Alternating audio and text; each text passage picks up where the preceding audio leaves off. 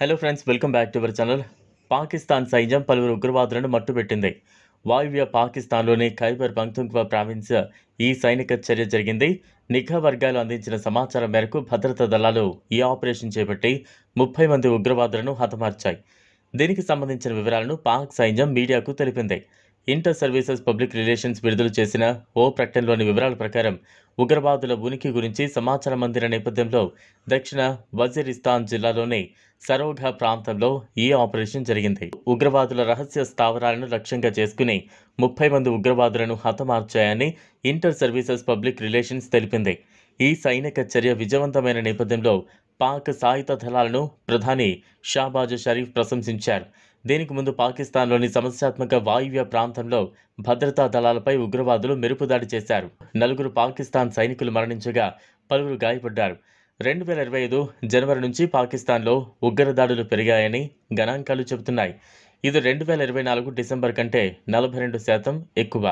జనవరిలో ఉగ్రవాద నిరోధక చర్యల్లో భాగంగా భద్రతా దళాలు 185 మంది ఉగ్రవాదులను హతమార్చాయని ఓ నివేదిక పేర్కొంది.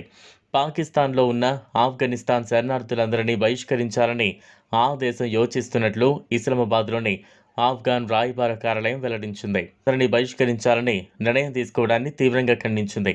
రాజధాని ఇస్లామాబాద్కు సమీపంలోని రావిల్పిండిలో ఆశ్రయం పొందుతున్న ఆఫ్ఘన్ జాతీయుల గురించి గాలింపు చర్యలు చేపట్టి వారిని అరెస్టు చేయడానికి పాక్ అధికారులు సిద్ధమవుతున్నారు.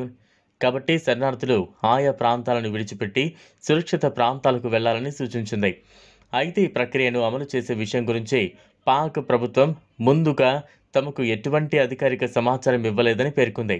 అనంతరం ఈ విషయంపై పాక్ విదేశాంగ మంత్రిత్వ శాఖ స్పందిస్తూ కేవలం రావిల్పిండి నుంచి మాత్రమే కాకుండా దేశవ్యాప్తంగా ఉన్న ఆఫ్ఘాన్ శరణార్థులను బహిష్కరించడానికి తమ ప్రభుత్వం సిద్ధమవుతున్నట్లుగా వెల్లడించింది. తమ దేశంలో అక్రమంగా నివసిస్తున్న లక్షలాది మందితో పాటు దాదాపు 1.45 మిలియన్ ఆఫ్ఘాన్ పౌరులు ఇప్పటికే ఏజెన్సీలో శరణార్థులుగా నమోదు చేసుకున్నారని తెలిపింది.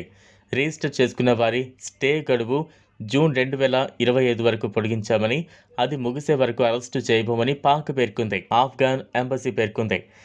దేశాన్ని విడిచి వెళ్లడానికి శరణార్థులకు ఇంత తక్కువ సమయం ఇస్తే ఎలా అంటూ ప్రశ్నించింది.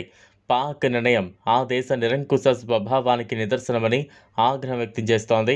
2023లోనూ ఇదే విధంగా పాక్ ప్రభుత్వం దాదాపు 17 లక్షల మంది ఆఫ్ఘాన్ శరణార్థులను తమ దేశం నుంచి బలవంతంగా తరిమివేసిన విషయం తెలిసిందే.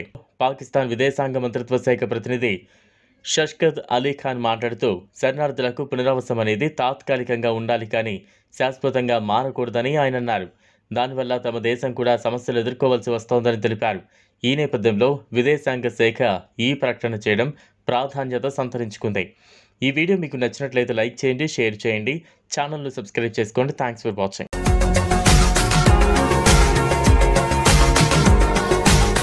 మరిన్ని అప్డేట్స్ కోసం మా ఛానల్ని సబ్స్క్రైబ్ చేయండి.